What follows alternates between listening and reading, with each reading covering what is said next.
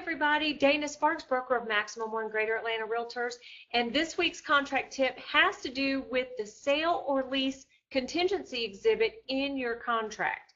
So that exhibit, basically, if you have a buyer that is purchasing a house but must sell or lease their existing home, then you absolutely want to protect that buyer by utilizing the sale or lease contingency exhibit. That form is available both in the GAR forms packages and in the RE forms packages. In the GAR form, it is Form F90, Sale or Lease of Buyer's Property Contingency Exhibit, and in the RE forms package, it is Form RE251, Sale or Lease Contingency Exhibit. So there are two types of buyers. If you have a buyer that lives in house A and is purchasing house B. Now, one type of buyer absolutely must sell or lease the current home they are living in order to qualify for the house they are purchasing. There's no way they can purchase the second house unless they sell this one. You have another type of buyer, lives in house A, purchasing house B, would like to sell house A prior to purchasing house B, but financially they do not have to sell it in order to qualify for their purchase on house B. So two types of buyers. As a buyer's agent, you are definitely going to want to protect your buyer by utilizing one of these exhibits when you write the offer. But the exhibit has a provision depending on the situation of the buyer. So basically, you fill in the offer date and you fill in the property of the house they're purchasing, because it is an exhibit to the contract for the house they're purchasing, and it has buyer warrants. That buyer owns real property located at blank, and that's where you fill in the address of the current home where they live in that they have to sell or lease, and is taking the following actions to sell or lease the other property. And in that space you fill out, has it listed, has it under contract, so forth or so on.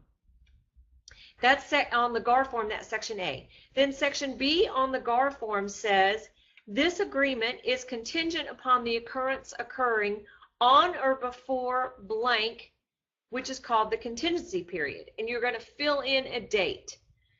Number one, the buyer closing the sale of other property, or number two, the buyer entering into a lease of the other property with the terms of at least, so forth and so on. And then it says buyer agrees to use best efforts to achieve that goal. Then here's the important part. There is, in the GAR contract form, it is referred to as a kickout provision. And it states, this section shall only be part of the agreement if it has been selected by initialing the box on the side of this section. If the box has not been initialed, it is not part of the agreement. And then the paragraph next to the kickout provision basically says, the seller of the house they're purchasing, so on house B, the seller has the right to continue to offer the property for sale. In the event the seller receives an acceptable offer to purchase the property, the seller gives the buyer the notice, so gives this buyer the notice.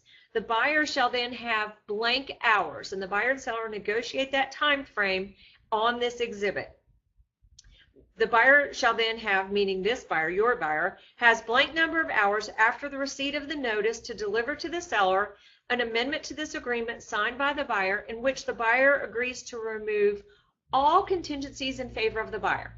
So the buyer has to, if there is a kickout provision as part of this exhibit, then the seller can still offer the house for sale. If they get another acceptable offer, then what they do is they give notice to this buyer that they are exercising their right to kick this buyer out.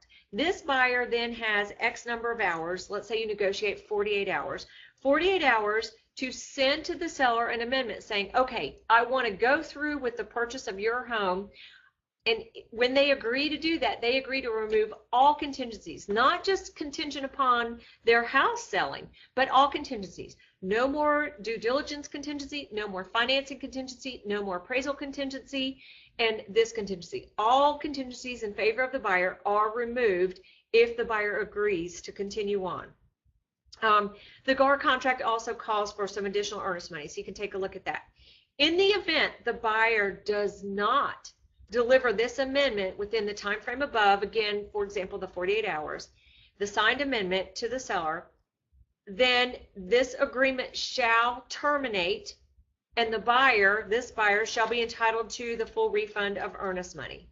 In the event the buyer delivers the amendment agreeing to the kickout and to remove all contingencies to the seller as above, and the seller executes the same, then they go through with that purchase. So the RE form, and again in the GAR form it's referenced in paragraph D as the kickout provision. In the RE form, same thing, you talk about the address of the property they're buying, and it says contingency. Buyer's obligation to purchase this new property is contingent upon the sale or lease of the buyer's current property located at blank, and you fill in the address of their current property. This contingency shall expire at 11:59 p.m. on the day that is blank number of days from the basically binding agreement date. Then there is a paragraph in the RE forms exhibit that says demand to remove contingencies. The seller, and you mark the box, either shall or shall not have the right to demand removal of contingencies during the contingency period.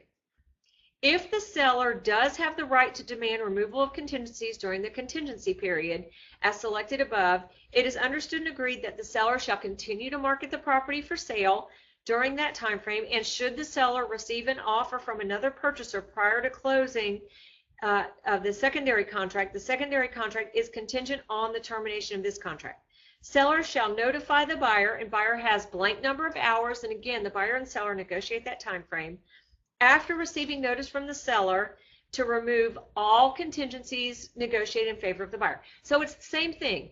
If the seller exercises their right to demand removal of contingencies, it not only removes this contingency, it removes all buyer contingencies. No more buyer's right to terminate period, no more financing contingency, no more appraisal contingency. Should the buyer, prior to the expiration of the response period, fail to deliver to the seller an amendment to this contract removing all contingencies, then the contract shall be deemed terminated and earnest money returned to the buyer.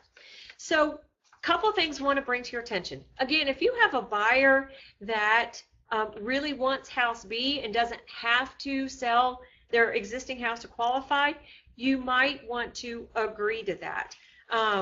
If not, then there's no way they can agree to those terms. So if you're working with a buyer, you obviously want to complete this exhibit without that provision in the GAR form referred to as a kickout provision, in the RE form demand to remove contingencies. If you're representing a buyer, you don't want that in there. If you're representing a seller, obviously you do want that in there, because you want to be able, you don't want to be beholden to this buyer regarding what they do with their property. So I want to bring that to your attention.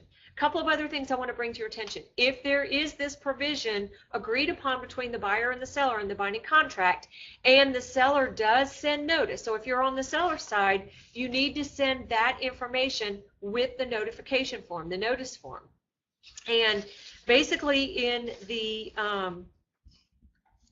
notice form, you are going to send out information that seller is exercising their right per the sale or lease contingency to kick out the kickout provision or the demand to remove contingencies. So once you get that, once the buyer gets that notice from the seller, then the buyer has whatever number of hours were negotiated to either send an amendment agreeing to it, or the contract will be terminated and they will get their earnest money back. So I want to let you know what contingencies are removed, the time frames required if you get that notice, the fact that the seller does have to send it as a notification form, and if the buyer does not respond, then it does act as a termination. So here is another issue that you guys need to be aware of in your offers and counters. So that's the sale or lease contingency exhibit in a nutshell. Make sure to read your forms. But here's another thing for you guys as agents to be really careful of. If you are countering, if the buyer writes an offer and the seller writes a counter offer and the parties are negotiating back and forth through the offer situation, and this contingency is part of the contract, you need to be extremely careful what you counter. For example, if a buyer initially writes the offer and does not include the kickout provision or the right to remove contingencies provision, if that's how the buyer initially writes it, there's not going to be a time frame filled in for the buyer to make that decision if that were part of the contract. So if the buyer writes the offer without the kickout provision in it, the seller makes a counter offer adding the kickout provision in there, the seller must also counter a time frame for the response period for the buyer. So that's number one. Number two is if you are making offers and counter offers using these two different contract packages, the GAR forms and the RE forms, be extremely careful on the terminology you use. If the initial offer is written on an RE forms contract, for example, again, that exhibit, that contingency exhibit in the RE forms, this provision that we're talking about is called demand to remove contingencies. In the GAR form, it is referred to as the kickout provision. So in the counteroffer, make sure you use the correct terminology. So if you get an offer from a buyer on the RE forms package and you're making a counteroffer for the seller and you want to include that provision, don't use the word kickout provision, because in the RE forms it is called demand to remove contingencies. So just be very consistent in your verbiage regarding the contracts. Make sure your buyers and sellers are aware of what's going on. If you are making counteroffers, make sure that that time frame response period is also included in the counteroffer. And if this provision is included in the contract and the seller does exercise their right, make sure that you send that information through the notification form signed by the seller, not just emails from the agents.